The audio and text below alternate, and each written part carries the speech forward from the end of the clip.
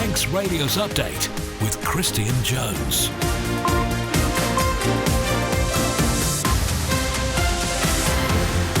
Fastamai, good afternoon. It's 5 o'clock on Monday the 18th of August. I'm Christian Jones and this is Update. Welcome into 30 minutes of all the latest news, sport and travel compiled from the resources of Manx Radio's newsroom. On the way tonight, an MHK has described social media as not a safe platform for politicians. Meanwhile, photographers on the island have captured sightings of Atlantic Bluefin Tuna in Manx waters, and we'll have all the happenings with the Manx Grand Prix. All those stories and more on the way for you. If you want to comment on anything you hear tonight, text WhatsApp to 166 177 or email to studio@manxradio.com.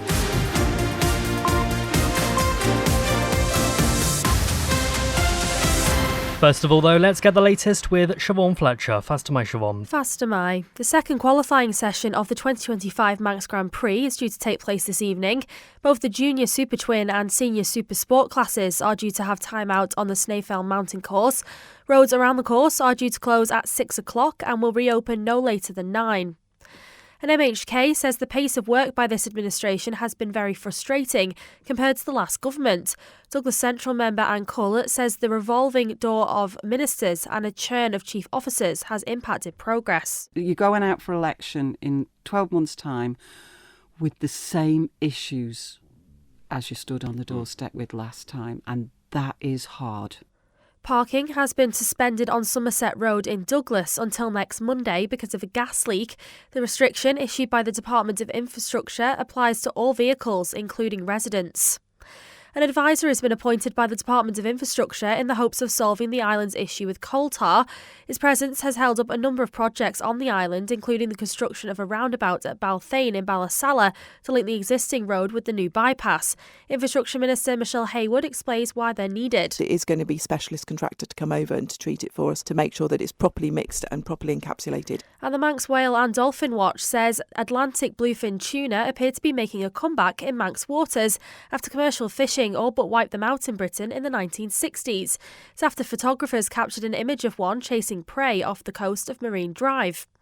Further afield, Sir Keir Starmer has laid out his terms for a peace deal in Ukraine as he's headed to Washington DC for crunch talks. We've got to get this right. We've got to make sure there is peace, that it is lasting peace, and that it is fair and that it is just. European leaders are gathering in a show of support for Volodymyr Zelensky as he prepares to meet Donald Trump at the White House.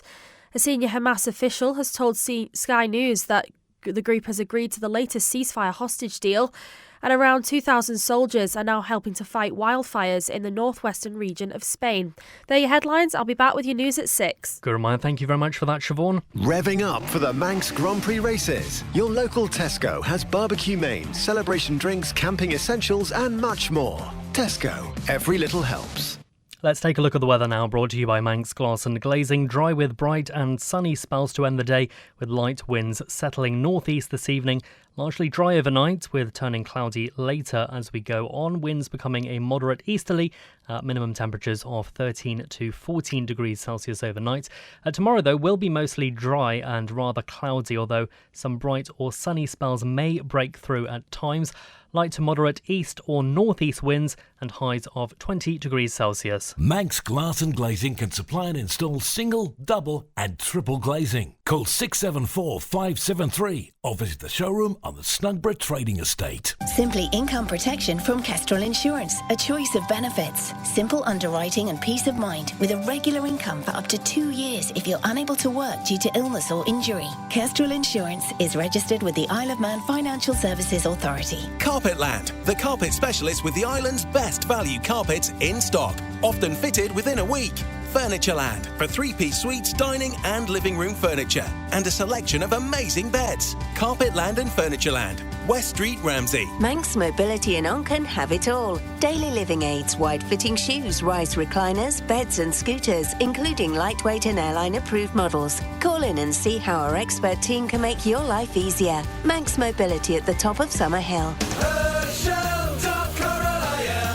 The exclusive Karcher store is open with thousands of products, accessories and parts in stock. For Karcher sales and service, Hersham Electrical, Shipyard Industrial Estate, Ramsey. You're listening to the Isle of Man's quintessential daily news and current affairs roundup. Update on Manx Radio. 5 minutes past 5, this is Manx Radio's Update. Welcome to the programme. We'll start with the Manx Grand Prix. Police are reminding people not to fly drones over closed roads. It's after officers arrested someone for flying one near the Craignabar just 2 hours into the first road closure yesterday. Drones do pose a risk to the aircraft being used, and operating one actually is a criminal offence that can carry a sentence of up to 5 years in prison. Sergeant Lee Wright is from the Roads Policing Unit. So for the wider constabulary, there's a little bit of a tweaks for MGP, but it's not like it is for TT where the whole policing model changes. But for the Roads Policing Unit, we basically use the same model that we do use in TT because our focus is on the roads, which are busier with visitors and bikes, etc. So we increase the size of our unit again, we do longer shifts and work our rest days, and we are positioned around the course, across on the mountain, and the lower sections of the course as well, which is where we'll be doing some speed enforcement. So we just want to re-emphasise that, just respect the speed limits in the towns and villages, which is where they are. Obviously there are de-restricted sections on the mountain and stuff, but just ride within your limits when you're on the mountain, and don't forget that it's two-way during MGP, unlike TT. So two-way on the mountain, don't forget. It's an iconic bit of road that everyone wants to go on, but just know your limits, obey the rules of the road, and just don't forget it's two-way up there. And don't take your bicycles. Exactly, yes. There is no cycling on the mountain from now, starting on Friday up until the 1st of September, 4:30 p.m. It's for everyone's safety. There's obviously increased risk there with busier traffic up there, so that's why it is in place. We're not the fun police, we're trying to keep people safe. Qualifying was underway yesterday. We'll be back again this evening from 6 p.m. What do people need to be aware of once those roads are closed and the qualifying is on? Listen to the marshals. Don't go on the closed roads until they are open. You are committing an offence if you do go on closed roads, and also no flying of drones around the circuit during race and qualifying periods. Someone already did that yesterday and has been arrested, so that's ongoing at the minute. So just want to re-emphasise that. Listen to the marshals, don't go on closed roads, and don't be flying your drones. Around the circuit and roads are closed, they put a lot of the no waiting cones that go out. They are all enforced by temporary road orders, which means it is illegal to park there, so you will be ticketed or your cars will be moved. Again, they're there for safety, because in case services need to get access to the course if there's an incident, or if there's an incident within the course that's not to do with racing, we need to get people inside, and that's why things like the access road, etc., have all the no waiters. So please obey them, because it keeps people safe. The political member for Motorsport has made a plea for Isle of Man residents to come out and support the Manx Grand Prix. This year, as you're probably aware, there's an extended schedule for the event, including the Classic TT, following feedback from visitors and residents alike. Douglas South member Sarah Maltby says they've listened but now need people to support. This year we've got the Manx Grand Prix followed by the Classic TT, a fortnight of fun. We listened, you wanted it, we've got it, brought it back. The team and the Motorsport division are working flat out to make sure that both events can be provided and meet people's expectations.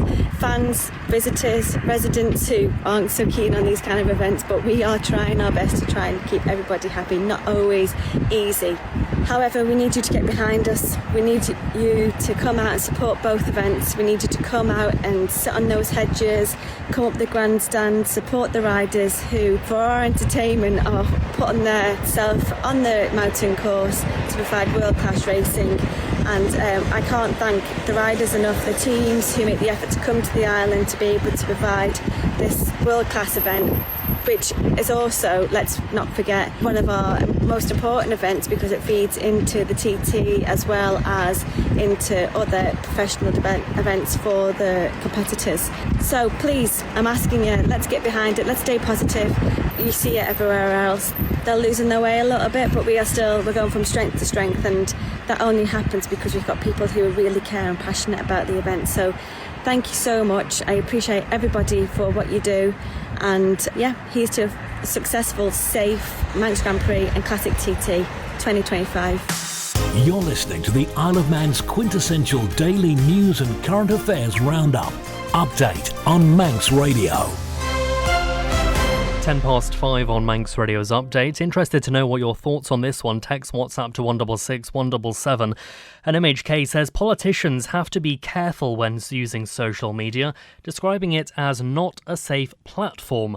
Golf member Andrew Smith says current Tynwald members have been targeted by fake accounts and emails. Several MHKs and MLCs use platforms like Facebook and X to interact with Manx residents. While Mr Smith says there can be benefits to being accessible online, he warns that replying to members of the public can create issues too. During the recess, there's still a lot of things to continue moving forward. Do you think possibly the tin-mulled questioners and keys questioners have become a victim of their own success because there's so much made of that in the media and on social media that when it stops, all of a sudden the assumption is that work has stopped. Yeah. Well, that probably creates a bit of a vacuum to a certain extent. Think, well, okay, there's nothing happening. Social media may be quiet, although not always. I'm not a great engager with social media because, sadly, from my perspective, and I think one or two others also experienced it recently, and you'll have seen that in the on your own website. In one of our members had an email sent, fake email on their behalf. I've received another one from a purported member from somebody else, and I'm just thinking, well, it's not a safe platform, and people can often blast off on social media, and then if you respond the next minute, the comment's gone, and there's no redress. And so I just think it can be there's a place for it, but I believe that it can be a bit of you're in a bit of a dichotomy as to say, well, okay, I'll engage with this, but then it can backfire on you. So I think there is a time and a place to use that, but I think there's other channels that can be just as easily used. That's Golf MHK Andrew Smith speaking to Phil Gorn. Now, environmental leaders from across the British Isles will gather in the Isle of Man next month for their 25th anniversary Inter-Island Environment Meeting. It's the first time the Congress, to be hosted at the Villa Marina, is being held outside of the Channel Islands. The theme this year is Collaboration for Greater Impact and reflects a growing momentum to build alliances across sectors to address what's described as the twin climate and biodiversity crisis. Manx Wildlife Trust Chief Executive Graham Makepeace-Warne says it's a prestigious coup for the island. It's absolutely amazing. We're so proud to be hosting it. The event started in 2020 in the Channel Islands, and the conservation NGOs, non-governmental organisations, governments, charities have developed this event over the years, and it's been a really successful event that brings together conservationists, government workers, scientists, really to share data, share information and come up with best practice around how best to look after our natural environments in an island setting, which, as we all know, is different to a lot of other places. We're really, really proud to have it coming to the Isle of Man for its 25th anniversary. Really, conservationists need to listen to business and understand what businesses want in order to deliver on their ESG, their environmental, social and governance, and then adapt the work that they're doing, not change it, but adapt it so that it fits in with those requirements, and therefore they're more likely to get funding to help them do the great work that they're doing. And so we've carried that through to IAM 25, which is next month at Villa Marina, and we're actually adding an extra day. So historically, IAM is a 2-day event with talks on the first day and the morning of the second day, and then excursions on the afternoon of the second day, where they get to go around the Isle of Man and see some of the great habitats and environment that we have to offer here.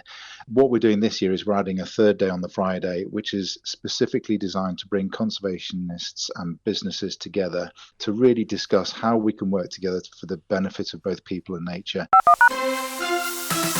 Manx Radio Travel, driven by Quayside Tyres and Service Centre. Well, let's take a look on the roads. Naturally, qualifying for the Manx Grand Prix continues this evening. The course is due to be closing at 6 o'clock, reopening no later than 9. Elsewhere in Peel, a short stretch of Glenfaber Road is closed until the 14th of September, 24 hours a day. That's near the new sewage treatment plant for installation of a new water main, and traffic is being diverted via the Patrick Road and St John's. Elsewhere, Castletown, temporary lights on Victoria Road near the entrance to the railway station for bus stop improvement works, and near Foxdale, temporary lights on the Shoulder Road, that's at the Southborough Plantation for tree works. And we'll take a look in Ramsey. Temporary lights on the Andrus Road, that's near the Grove Museum, 24 hours a day for substation work. And also something to be aware of that's just come through in the last 45 minutes or so. Parking has been suspended on Somerset Road in Douglas. That's until next Monday because of a gas leak. And the restriction applies to all vehicles, including residents. Take a look down at the steam packet. Everything's looking good over there. We'll look at the airport. A few things to be aware of. We'll start on the arrivals board. The 7:25 Loganair from Edinburgh delayed until 7:45. On the departures board, the 5:20 Aer Lingus to Dublin not due to take off until 5:45, and the 7:55 Loganair to Edinburgh, minor delay there too, not due out until 8:15. Ask how you can spread the cost interest-free at Quayside. This August, we're celebrating National Coffee Month with our new competition, Latte Legends. If, like us, you can't function without your daily dose of caffeine, play along for your chance to win a Manx Radio travel mug and a coffee voucher, which you can use to fill your mug at any EVF outlet. All you have to do is check our Facebook page each Monday morning and identify the Latte Legend, a mystery music legend in latte art. Text your answer to 166177, starting with the word coffee, and every Friday afternoon, Chris Quirk will reveal the answer and 3 winners. Latte Legends with Ellen Vannin Fuels and your nation station, Manx Radio. Isle of Man's quintessential daily news and current affairs roundup. Update on Manx Radio. 16 minutes past 5 on Manx Radio's Update. This time next year, the House of Keys will have been dissolved and will be just weeks away from the general election. Time goes fast. The government has just published its quarterly update on its island plan, but with 12 months to go for this administration, has enough been achieved? Douglas Central's Anne Corlett is in her second term as an MHK and believes progress has been slow compared to her first 5 years in Tynwald. I am frustrated with the speed that government's moving at. It is very frustrating, and I didn't feel like this during the last administration. I came out positive. Maybe we'd had COVID, it was a really difficult time and we were all looking forward to something better. But I do feel frustrated this time. You're going out for election in 12 months' time with the same issues as you stood on the doorstep with last time, and that is hard. It does seem quite divided at the moment, doesn't it? And it's difficult, isn't it? Because we've had a comb-in where people have been in and out, and every time somebody comes out, whether it's their own choice or not, essentially you've got somebody discontented then sitting on the backbench that isn't going to take the comb-in line, no matter what in some cases. So I think also that revolving door of ministers that we've had has not helped, really, because for me, every time you lose a minister as chief minister, you're kind of creating an enemy. And there's been quite a bit of churn in chief officers too. You know, we've still got some interim ones. I don't think that helps insofar as planning ahead and feeling secure. And also, I mean, I think too, the creation of the extra minister to 10 in Comyn, I'm not behind that really, because I think the balance is very fine as it is with only 24 members. And, you know, to build the power base of Comyn one further, I don't think is the right thing to do. Anne Corlett speaking there, and Manx Radio has approached the government for a response. Nothing back yet, though. Now, an advisor has been appointed by the Department of Infrastructure in the hopes of solving the island's issue with coal tar. Its presence has held up a number of projects on the island, including the construction of a roundabout at Bulfane in Ballasalla to link the existing road with the new bypass. But after £40,000 worth of funding was approved by Treasury, a dedicated advisor is now in post. Infrastructure Minister Michelle Hayward explains why they're needed. Coal tar has got polynuclear aromatic hydrocarbons in it, PAHs for short. PAHs are kind of a bit of a bane of our lives, really. They are pretty carcinogenic compounds anyway, and in coal tar waste they're found in high concentrations. So it means if you disturb areas with coal tar in, or coal tar where it's mixed in with asphalt, if you disturb that and create that into dust, then you're starting to put people at risk. Our relationship with coal tar has shifted somewhat over the years.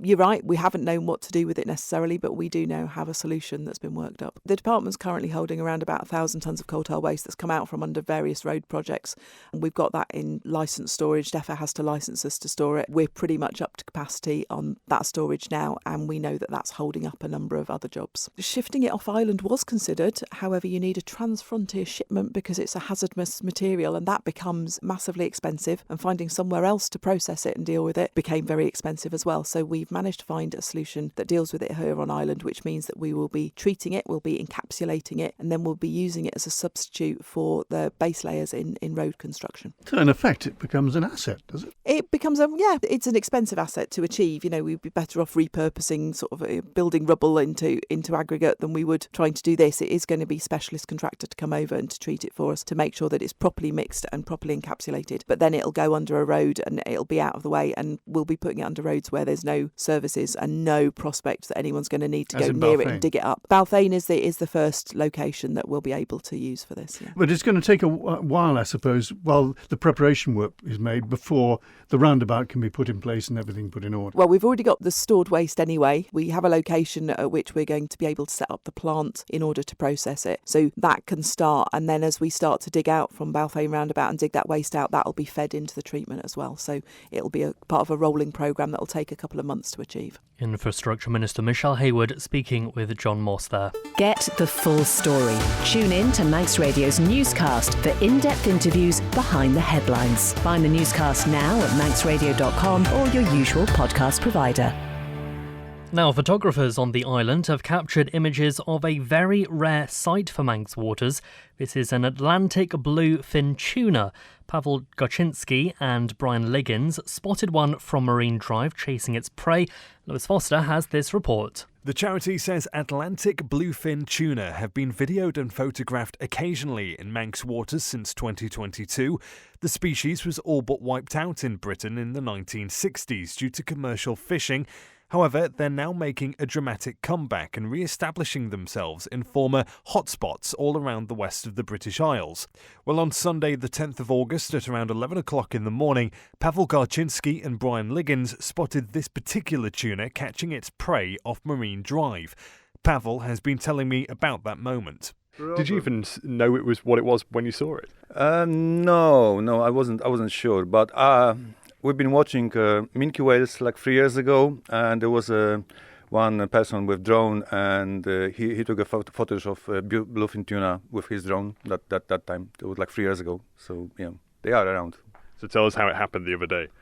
Oh, we just I came for a walk. I went for a walk to see what's going on, and it was quite a great day, but it was calm. And then we've seen something like breaching. I thought there were dolphins. We took some pictures, and well, there was dolphins. There was like bluefin tuna. It was me and Brian Liggins. He was with me, so we both have got like similar pictures. The Whale and Dolphin Watch says Atlantic bluefin tuna average an adult length of 2.5 metres, but can reach a whopping 3.8 metres. They're said to be fast and efficient hunters, reaching speeds of 43 miles per hour and diving to a depth of 1,000 metres. Fishing for tuna without a licence is illegal around the Isle of Man, as it is in most of Britain. Anyone who spots a tuna in the water is asked to report their sighting, and any two of dolphins, whales, porpoises and basking sharks. Lewis Foster with that report. Thank you. Right, sport up next. You're listening to the Isle of Man's quintessential daily news and current affairs roundup.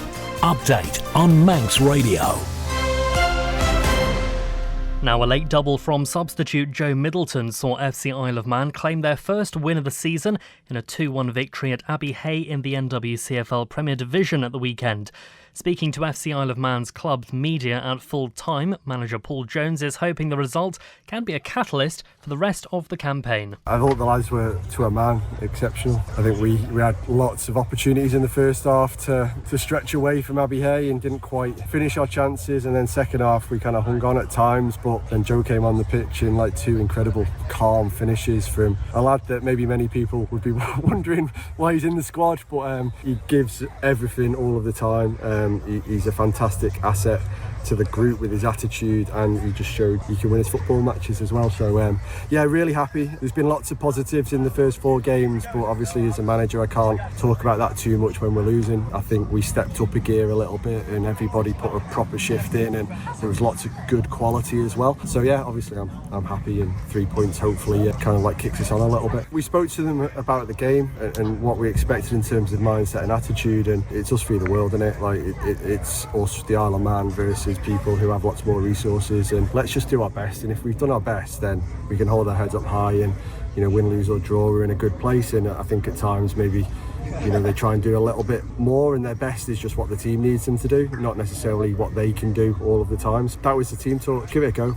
Like, free yourselves up, just go and play, go and enjoy yourselves, go and do the things that we're good at, and then when we don't have the ball, work hard and make sure you give them very few goal scoring opportunities. And I thought we did that, and I thought certainly going forward we looked a little bit more, as you say, fluid. And that's not because we've worked on loads, it's just a mindset, and hopefully the lads can keep that mindset in the weeks ahead. FC Isle of Man manager Paul Jones there. Let's stay with sport. We can say Fastamai to Darren Timpson. Fastamai, the second qualifying session of the 2025 Manx Grand Prix, is due to take place this evening. Both the Junior Super Twin and Senior Super Sport classes are due to have time out on the Snaefell Mountain course tonight. Roads around the course are due to close at 6 p.m. before the Super Sport Senior machines head out first at 6:20 p.m. After that will be the Junior Super Twin competitors at 7:20 p.m. Roads will then reopen around the course no later than 9 p.m. In yesterday's opening qualifying, Chris Cook set the fastest pace at 117.731 miles per hour in the Senior Supersport class, just ahead of Jamie Williams, who posted a best of 116.959 miles per hour. Elsewhere, Isle of Man pro tennis player Billy Harris is beginning his US Open qualifying campaign today. The formerly Albany and Castletown competitor is currently facing James Trotter of Japan in the first round of the men's singles qualifying phase. Harris will be one of 5 British athletes involved across the men's and women's singles qualifieds for the Grand Slam event. Joining him in the men's singles is Dan Evans, Jay Clark, Johannes Monday, whilst Jodie Burridge will be involved in the women's competition. Currently, Harris sits 151st in the ATP World Rankings, with his last 3 tournament appearances also coming in the USA. And a Manx athlete has won a triathlon in the Arctic Circle. Listed as an extreme triathlon, Dr. Richard Callow won the gruelling event in just over 11 hours on Friday, 15th of August. Competitors were tasked with a 4-kilometre swim, a 180-kilometre cycle and a 42-kilometre run, as well as battling 2 mountains in the Lofoten archipelago in Norway. After the race, Richard said, "It was a good challenge, but you don't usually have to climb 2 mountains twice when you run a marathon." Good reminder. Thank you very much for that, Darren. Now, it was around about this time during the TT that I asked you where the optimal place was to go and stand if you want to watch the TT. Where would you say that is for Manx Grand Prix? Probably the same. I'd probably say the Craignabar. Okay, so Craignabar is where you want to be if you want to optimal viewing. Yeah, you can see them coming down the hill really fast. Fabulous. Well, that's it for Update this evening. Thanks very much to newsreader Siobhan Fletcher. On the way, Phil Gorm with Agenda. I'll be back with you tomorrow, same time. So until then, take care. Bye-bye for now.